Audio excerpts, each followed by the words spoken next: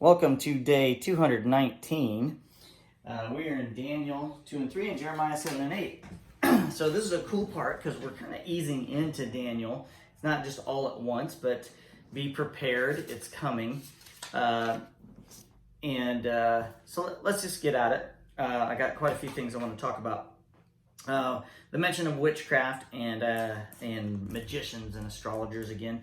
In Daniel 2 verses 10 and 27, the astrologers replied to the king, and this is in response to his to his dream that he had, and we'll talk about that in a minute. No one on earth can tell the king his dream, and no king, however great and powerful, has ever asked such a thing of any magician, enchanter, or astrologer. So, and then verse 27, Daniel replied, there are no wise men, enchanters, magicians, or fortune tellers who can reveal the king's secret. Meaning, no wise men, nobody smart enough, and anybody who's dumb doesn't know how to do it. Nobody, no man on earth could do this. That's the whole point. The witchcraft, enchanters, magicians, astrologers, why bother wasting our time on them? They cannot tell us what God can tell us. And there's more attributes to God that we're going to talk about as well. So let's get to that. Chapter 2, verse 20. Praise the name of God forever and ever. Now I put this on my God's attributes, okay? For he has all wisdom and power. All wisdom, not 99% wisdom. He has all the wisdom and all the power of the whole universe. Everything. All wisdom and all power. He controls the course of world events. He removes kings and sets up other kings. He gives wisdom to the wise and knowledge to the scholars. He reveals deep and mysterious things and knows. So stop there for a second. He's all powerful and all wise. We can't imagine his imagination. We can't possibly know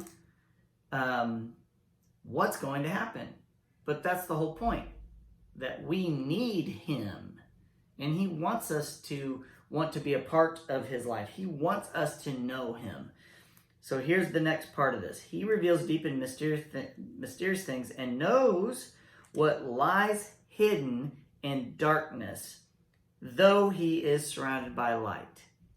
That's the crazy part, is that he is the impossible. He does the impossible. And we need to lean on him to do the impossible.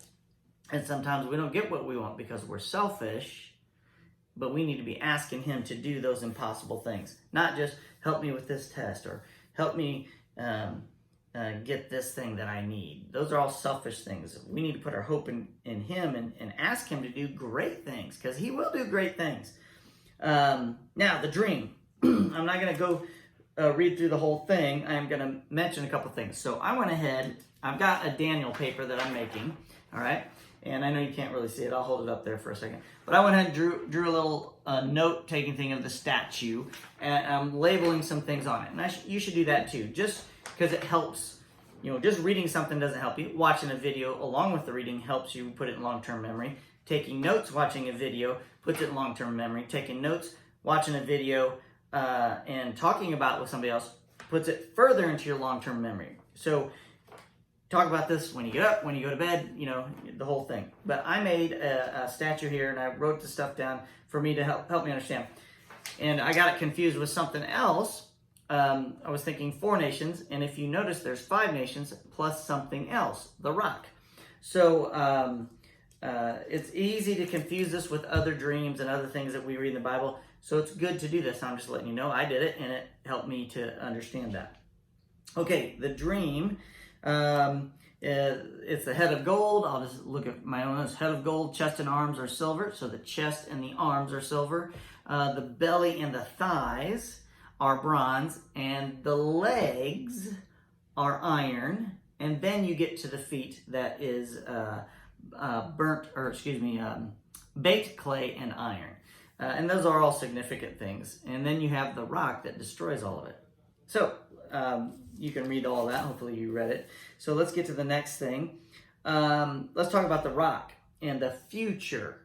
Chapter 2, verse 44. During the reigns of those kings, the God of heaven will set up a kingdom that will never be destroyed or conquered. That's Christ's kingdom. It will crush all these kingdoms into nothingness, and it will stand forever. That is the mean. Now, what does that mean? Are we thinking about a physical kingdom? A place? Well, God doesn't necessarily think like that, now does he? But there is a physical Jerusalem that is going to come from heaven and sit down in the place of Jerusalem today. And Christ will reign there. Let's read on. That is the meaning of the rock cut from the mountain, though not by human hands, that crushed to pieces the statue of iron, bronze, clay, silver, and gold. The whole statue, which means all those nations that rule the world. The great God was showing the king what will happen in the future. The dream is true and its meaning is certain. Okay, so that's the rock. I put down the rock as Jesus. The statue, chapter 3, verse 1. King Nebuchadnezzar made a gold statue 90 feet tall and 9 feet wide. Not 90. I don't know why I wrote 90 down. It's 90 feet high and only 9 feet wide. Very thin and extremely tall. So I just put that down just so I could have it. Let's see here. Now the furnace. Now we said this before. God doesn't necessarily save us from harm. He brings us through the difficulties. Sometimes he saves us from harm. We are not going to know what he saved us from until we are there talking to him, and he'll say, hey, I saved you from this, this, and this, and this terrible thing that was going to happen. These people were plotting against you, and I saved that from happening. We don't know all that stuff. That all the more reason to give him praises of the stuff that we have not seen that he saved us from. But harm does happen to us, and he sees us through those difficulties. So in chapter 3, verse 5 and chapter 3, verse 5, when you hear the sound of the horn, flute, musical instruments, blah, blah, bow down to the gold statue, and anyone who refuses will be thrown into the fiery furnace, the blazing furnace. Okay, and then you start with verse 11, and it reads through all that stuff, and Shadrach, Meshach, and Abednego refused to do it. Now, I marked this because this goes along with what is happening in our world today. The few who refuse to bow. Shadrach, Meshach, verse 16. Shadrach, Meshach, and Abednego replied, O Nebuchadnezzar, we do not need to defend ourselves before you. If we are thrown into the blazing furnace, the God whom we serve is able to save us. He will rescue us from your power, your majesty. But even if he doesn't, this is the great part, even if he doesn't, we want to make it clear to you, your majesty, that we will never serve your gods or worship the gold statue you have set up. Don't ever bow to anything other than Christ. That is so very important that we see that. And even back then, people standing up when everybody around them is bowing down. Then we have the number 7 popping up again. Amazing, right? Chapter 3, verse 19. Nebuchadnezzar was so furious with Shadrach, Meshach, and Abednego that his face became distorted with rage, just like me when I'm teaching. He commanded that the furnace be heated 7 times hotter than usual. 7 times hotter than usual. Now think about this. The furnace is hot so it can melt iron. That's what the furnaces are for. That's really hot. And Google it. And then he has it 7 times hotter than that. So hot that as you get closer to it, you burn up. So some of his men burned up, throwing them into the fire. And of course, if you know the story, if you don't know the story, they were thrown in the fire, 3 of them, Shadrach, Meshach, and Abednego. And Nebuchadnezzar looks in and he sees 4 people. And the 4th person glowed like a god. And you think about it, in a furnace, have you ever seen a furnace? I've worked around a furnace that melts iron. It's very bright and it's very hard to look at. And Nebuchadnezzar looking at it, and he sees something brighter than the furnace. Okay, so he sees the 3 guys walking around in their robes, their bandanas or whatever they have on, and all their clothes are not even singed. They don't even smell the smoke. That's the story that God brought them through the fire. What a great story. And then we go to Jeremiah, and I think this is very fitting after this story. Very cool how this all goes together. Amazing. Jeremiah 7:3. This is what the Lord of Heaven's armies, the God of Israel, says. Even now, if you quit your evil ways, I will let you stay in your own land. Even after all of the things that God has done to them and allowed harm to happen to them, they rebelled against him over and over and over again.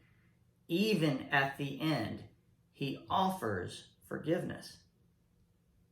Amazing. I mean, it is 1,600 years before the flood, all the crap that happened. It took him that long to finally do what he did in the flood. All of this time since then, narrowing it down to his people, narrowing it down even further to Jerusalem. And he says, even now I'll save you. And yet they don't do it. But he does bring them back. He brings them through the 2,500 years of exile and back into the land. What a great, great story of his chosen people. Couple things here. What God doesn't want. Chapter 7, verse 22. When I led your ancestors out of Egypt, it was not burnt offerings and sacrifices I wanted from them. I wanted to reiterate that this has been said multiple times. It's not the offerings he wants. He wants what's in our heart, to genuinely want to be him and be with him and know him. How horrible it really was. 731. And we've mentioned this before. They have built pagan shrines at Topheth, the garbage dump in the valley of Ben Hinnom, and there they burn their sons and daughters in the fire. I have never commanded such a horrible deed. It never even crossed my mind to command such a thing. What a horrible, horrible thing. And yet he's still offering forgiveness to move forward. God is absolutely awesome and amazing. Look, I'm going to twist this a minute before we end.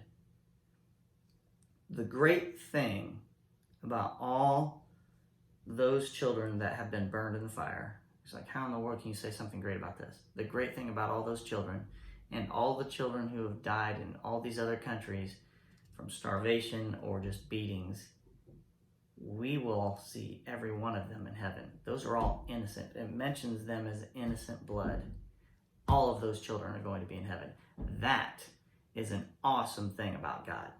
That's your day 219. So I'll see you tomorrow.